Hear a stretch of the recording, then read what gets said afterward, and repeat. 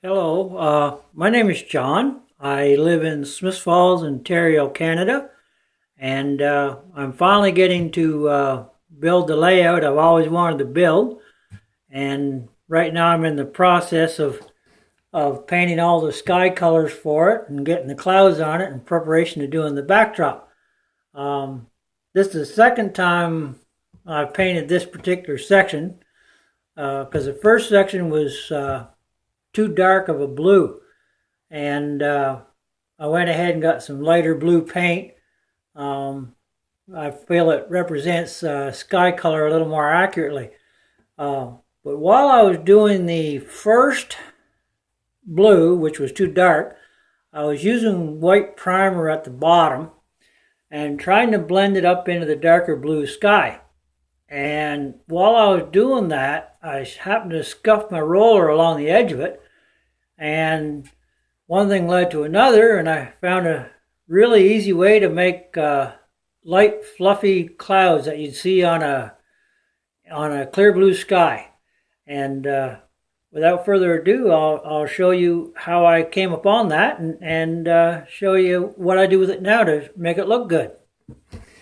The first step is you buy a paint tray like this with a little 4-inch roller in it.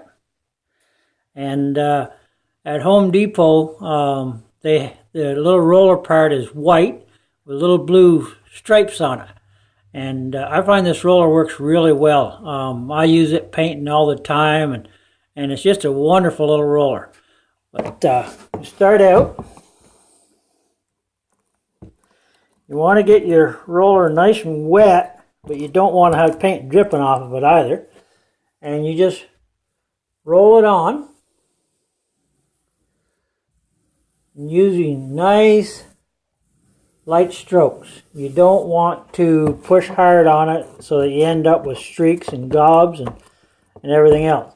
Just a nice light stroke. And if you do it horizontally, if for some reason there's a slight variation in the paint color, it won't show up as bad because your lines in your sky tend to be horizontal, or in nature they tend to be horizontal. Let's smooth this out at the top a little bit, blend it into the rest of her. Alright, now we've got the base coat on. The next step, and by the way, painting your wall color, your sky color, you'll want to use a flat paint. Whatever paint you get, make sure it's a flat paint, because if you get a semi-gloss, when you take a picture with a camera and it flashes, it'll show up shiny, kind of just like what this wet paint is right now. And of course, most of us model railroaders, we don't want that. Next, I have a little tub of white primer here. And I just dip the end of the roller in the white primer. And I found through trial and error, the best way to do this is to do it upwards, like so. This would be a little longer cloud, a little bigger cloud. That would be a little cloud. And then just kind of, don't put your roller down flat, kind of just leave it just a bit of an angle. And that way it'll keep all the white to the top. And you do it from the bottom up. If you do it from the top down, it's going to push all the way to the bottom. As soon as that edge feathers out, that's it. You're done. Same way on the little one here. There we are. Just like that. That one's done. So let's go ahead and put another cloud here near the bottom. Just a little bit on the roller. Let's put a cloud right here. Let's make this one a little heavier. Nice, big, heavy cloud. All right, and just start just using the tip of it, just lightly roll it. If you roll too heavy, it's just going to disappear right into the backdrop, into the paint again.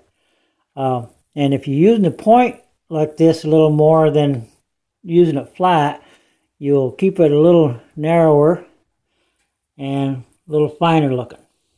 There we are. There. And just that simple. You have some white fluffy clouds on there. Here's an area that I did earlier right there.